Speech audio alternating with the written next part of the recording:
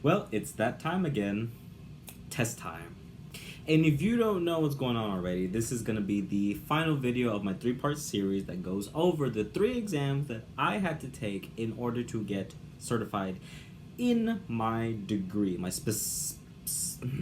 specific degree. And that's going to be over the ESL exam. So let's get to it.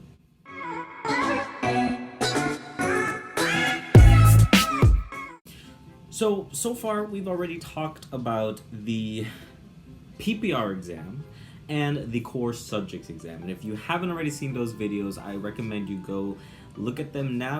I'll link them in the description down below. A lot of the tips on there that I give you are relevant to every exam that you take, and some or one of them usually is specific to that actual exam.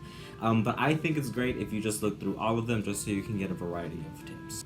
Just a reminder to click that subscribe button, like this video, and comment your thoughts on this whole education field.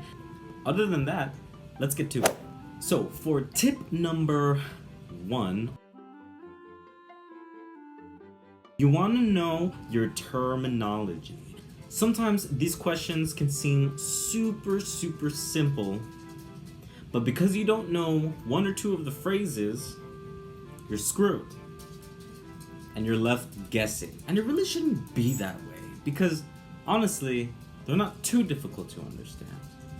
But just like that other exam where I showed you the test questions, I recommend you go on that website as well, especially if you live in Texas, or even if you don't, you can still look at it. It's great study material, because in this exam, it's heavy. There is so much terminology to know. So definitely read up on it. So tip number 2, you want to know your ESL levels.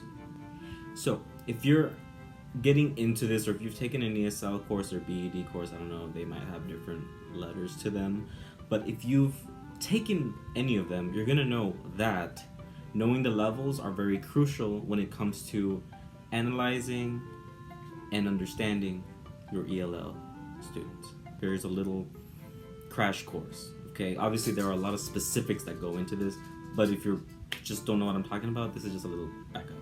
So we start off with the beginning level, intermediate level, advanced, and advanced high level of ELL students. At the beginning level, and mind you, this is why we can't go too much in depth in this, because that's why you're gonna be taking these classes anyways. There could be a child that is very high, could be an advanced ELL when it comes to speaking, but could be intermediate or beginner when it comes to writing. So it just really depends, you know? So these are just the basic things.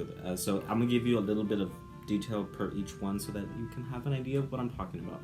So for the beginning ELL student, actually I changed my mind. Just a quick Google search and it's gonna get you the levels that you need. But be mindful, some other people, and I think this is common in other states, they break it down to like beginning or early beginning, late beginning, early intermediate, late.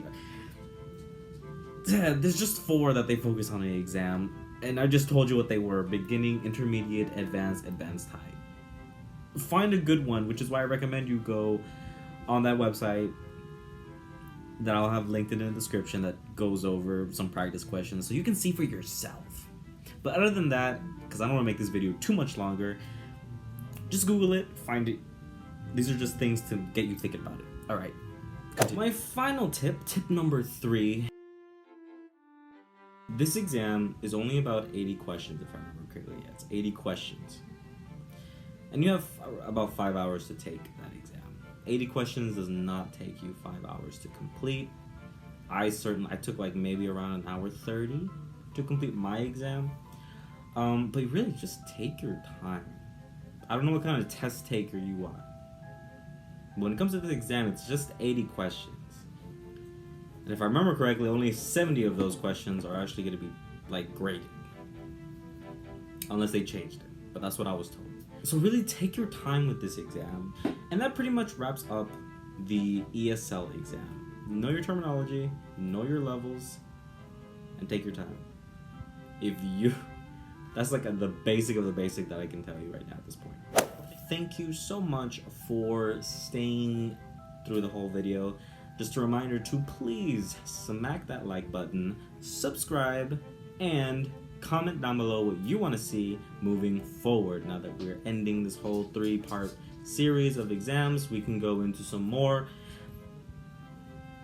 just other things, and let's see how that goes. So this is Just a Future Teacher, signing out.